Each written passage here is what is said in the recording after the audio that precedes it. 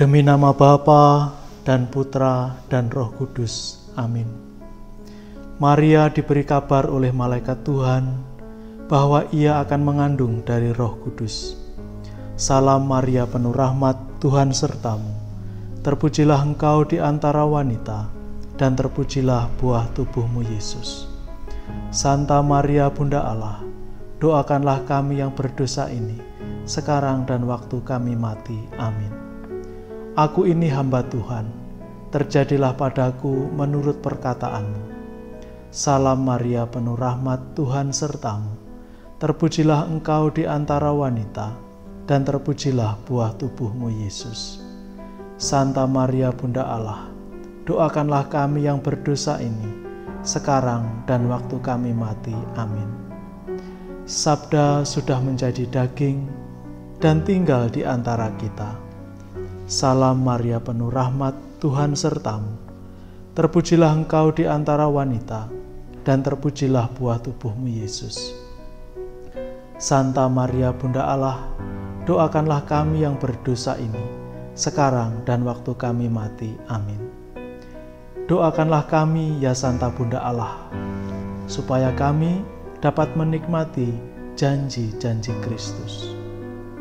Marilah berdoa.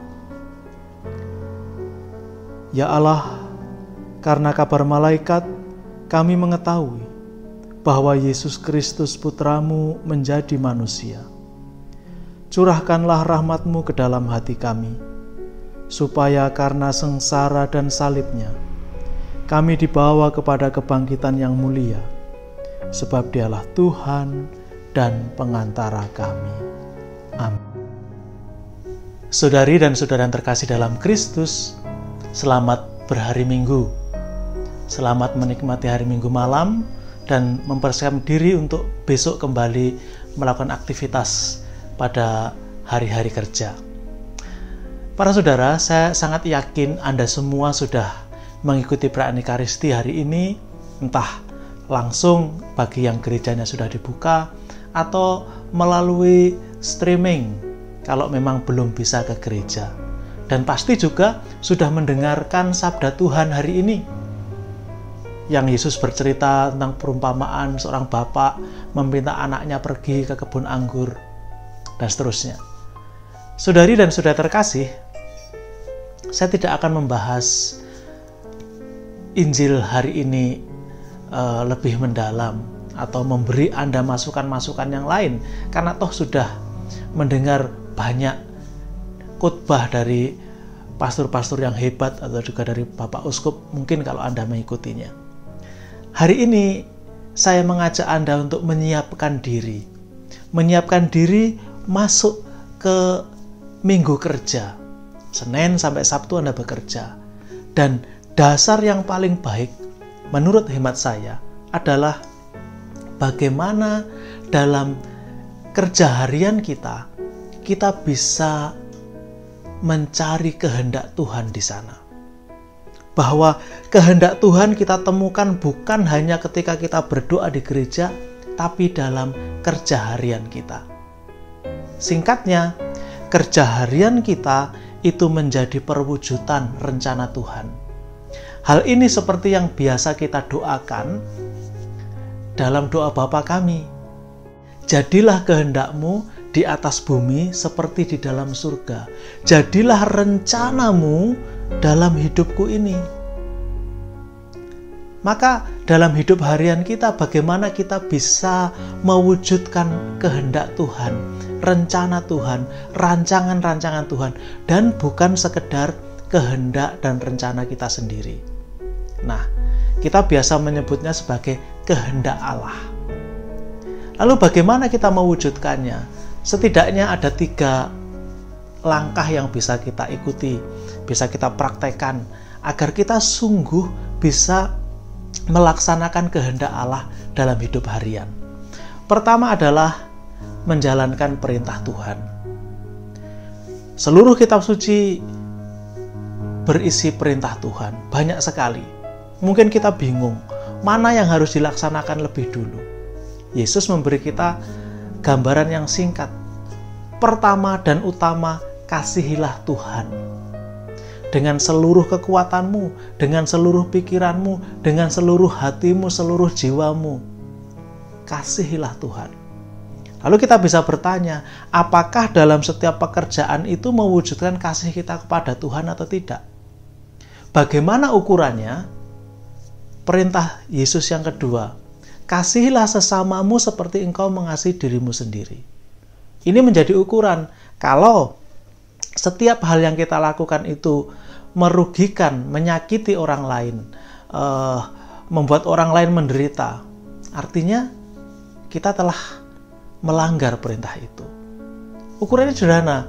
Kita biasa diajar, kalau kamu tidak mau disakiti, jangan menyakiti. Kalau kamu tidak mau dicubit, jangan mencubit. Karena ukuran mengasihi sesama itu seperti diri sendiri. Nah, kita bisa melatih ini. Kita bisa membuat semakin jernih setiap pilihan-pilihan itu dengan memiliki doa rutin setiap hari. Jadi kehidupan doa yang rutin, juga membaca kitab suci, juga doa hening, mendengarkan sabda Tuhan dalam keheningan, mencoba mendengarkan Dia. Nah, ini yang pertama, menuruti atau menjalankan perintah Tuhan dalam kehidupan sehari-hari. Lalu langkah yang kedua, agar kita bisa mewujudkan kehendak Allah dalam kehidupan sehari-hari adalah bertanggung jawab atas tugas harian kita. Setiap manusia itu tidak berdiri sendiri. Dia ada dalam satu keluarga, dia ada dalam satu komunitas, dia adalah dalam satu masyarakat, entah ukuran desa, kecamatan, kabupaten, negara. Kita terikat di sana. Dan masing-masing dari kita punya tanggung jawab, punya tugas yang harus dilaksanakan. Apakah kita sudah melaksanakan tugas itu, tanggung jawab itu dengan baik atau tidak? Apakah dalam setiap melaksanakan tugas itu ada pihak yang dirugikan atau tidak? Nah, bertanggung jawab atas tugas dan tanggung jawab kita sebagai pribadi,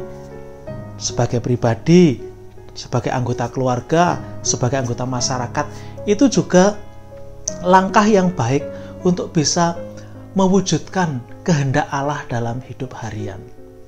Lalu yang ketiga adalah memohon inspirasi dari Roh Kudus. Bagaimana caranya? Saudari dan saudara terkasih, kerap kali kita menghadapi sesuatu yang tidak bisa dipecahkan dengan hitungan 1 tambah 1 sama dengan 2. Terkadang kita menghadapi sebuah misteri. Kalau Anda ingat bacaan pertama hari ini, pada kalimat pertama dikatakan, rencana Allah itu seperti misteri, sulit ditebak. Lalu bagaimana kita bisa mengerti ada jalan-jalan yang bisa diikuti? Pertama, tadi langkah pertama kan kita menjalin hidup doa rutin. Nah, itu didampingi dengan juga kita merefleksikan rutin. Kita juga konsultasi dengan orang-orang yang kita anggap cakap, orang-orang bijaksana. Entah mengenai situasi keseharian atau tentang doa rohani. Kita juga secara rutin melaksanakan sakramen tobat misalnya. Kita boleh bertanya, sudah berapa lama kita tidak mengaku dosa? Karena di sana juga membantu kita untuk makin jernih memahami, melihat kehendak Allah yang kelihatannya seperti misteri itu. Nah, langkah-langkah ini, saudari dan saudara terkasih, menjalankan perintah Tuhan, bertanggung jawab atas tugas yang kita emban, juga mencoba mencari inspirasi yang baik dengan berdiskusi, dengan mohon bimbingan dari pendamping rohani. Ini langkah-langkah konkret agar kita bisa mewujudkan kehendak Allah dalam hidup harian. Semoga seminggu ke depan kehidupan kita sungguh perwujudan kehendak Allah seperti yang direncanakannya dalam hidup kita sehari-hari. Tuhan memberkati. Demi nama Bapa dan Putra dan Roh Kudus. Amin.